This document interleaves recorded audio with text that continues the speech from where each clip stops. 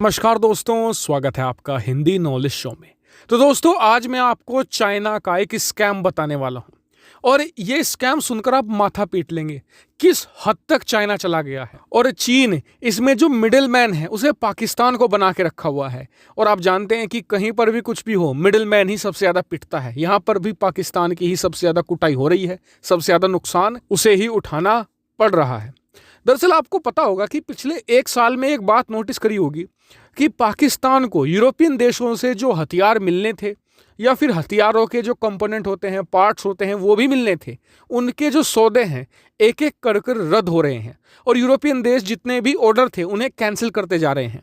हाल ही में आपको मैंने खबर भी दी थी कि जर्मनी जो पाकिस्तान की एक सबमरीन के लिए इंजन सप्लाई करने वाला था, उस सौदे को जर्मनी ने अचानक रद्द कर दिया। यहां तक कि अगर यूरोपियन देशों को यह पता लग रहा है कि कोई देश उनके पार्ट्स खरीद कर पाकिस्तान को वो हथियार बेच रहा है, तो वो भी वो सौदा रद्द करते जा रहे हैं। जैसे कि मान लीजिए कि अगर उन्हें पता लग रहा है कि पाकिस्तान को कोई ड्रोन बेचा जा रहा है और उस ड्रोन में किसी यूरोपियन देश का या नाटो देशों का कोई भी कंपोनेंट लगा हुआ है, तो वो सौदा ही रद्द कर रहे हैं। वो तुर्की को उस ड्रोन में लगने वाले जो सारे कंपोनेंट हैं उनकी सप्लाई रोक रहे हैं, लाइसेंस ही रद्द कर रहे हैं। तो इतना स्ट्रिक्ट अचानक यूरोपियन देश क्यों है पाकिस्तान पर? मैं बताता हूं कारण। दरअसल हाल ही में एक भंडाफोड़ हुआ है।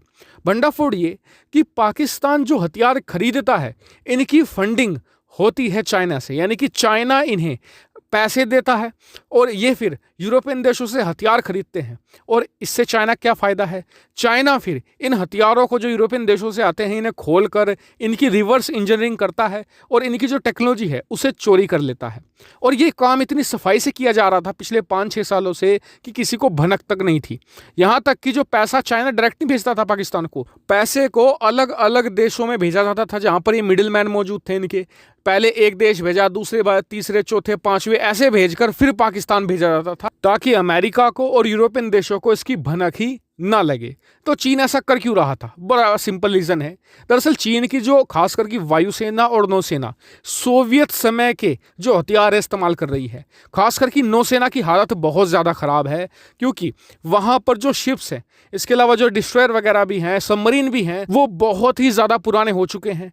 ऐसे में चीन चाहता है कि एक तो जो ये पुराने पड़ चुके हैं इनका दोबारा फिर से ओवरहॉल कर दिया जाए, इन्हें रिपेयर वगैरह किया जाए। दूसरा, इनमें नई टेक्नोलॉजी इंक्लूड की जाए, खासकर की यूरोपियन टेक्नोलॉजी, क्योंकि ये सालों तक टिकी रहती है, यही इनकी खासियत होती है। ऐसे में वो डायरेक्टली तो खरीद नहीं सकता इन दो देशों से, क्योंकि ये देश चीन को हथियार सप्लाई करते ही नहीं है। तो ऐसे में वो पाकिस्तान के जरिए इन हथियारों की टेक्नोलॉजी को स्मगलिंग कर रहा है। और इसमें सबसे ज़्यादा खराब हालत हुई है अब पाकिस्तान की, क्योंकि पाकिस्तान पर अब किसी भी देश को भरोसा नहीं रहा है। यूरोपियन देश अब उसे हथियार सप्लाई नहीं कर रहे हैं। इवन जो हथियार इन्हें पहले दे रखे थे, उनके स्पेयर पार्ट होते हैं, उनकी जो सर्विसिंग के लिए चीज़ें होती हैं, वो भी सप्लाई करना बंद कर चुके हैं। जिससे अब पाकिस्तान की खुद की नौसेना और वायुसेना की हालत, खासकर की वायुसेना की हालत बहुत ही ज़्यादा सीरियस है।